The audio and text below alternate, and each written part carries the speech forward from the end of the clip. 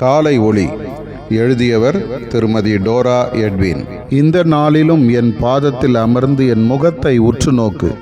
பற்பல வேலைகளை செய்வதிலும், வேண்டாத வேலைகளை செய்வதிலும், வேண்டாத அலைச்சல்களிலும் உன் நேரத்தை செலவிடாதே. இன்று உபவாச நாள், இன்று ஜெப நாள், இன்று மனமகிழ்ச்சியின் நாள். என் பிரசன்னத்தில் அதிக நேரம் அமர்ந்திரு.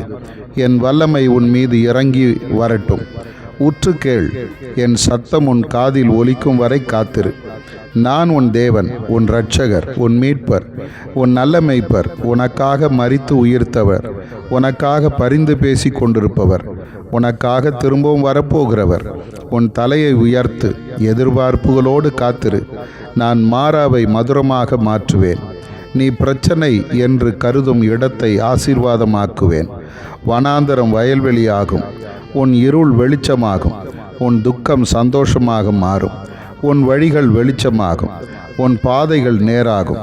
பூட்டப்பட்டிருந்த கதவுகள் உனக்கு திறக்கப்படும்.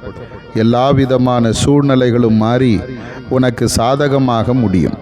உன் சத்துரு 7 வழியாய் ஓடிப்போவான். துதிக்கத் தொடங்கு. விசுவாச வார்த்தைகளை பேசு. தடைகள் நீங்கட்டும். சமுத்திரம் 2ஆக பிரிந்து பெருவழி உண்டாகட்டும். வனாந்தரத்தில் மன்னா பொழியட்டும். மனமகிழ்ச்சியாயிரு. உன் வேண்டுதல் கேட்கப்பட்டது. உன் கண்ணீரை துடைத்துக்கொள். புதிய நாட்கள் உனக்காக காத்திருக்கிறது. ஆதார வசனம். தளர்ந்த கைகளை திடப்படுத்தி தள்ளாடுகிற முழங்கால்களை பலப்படுத்துங்கள். ஏசாயா 35:3.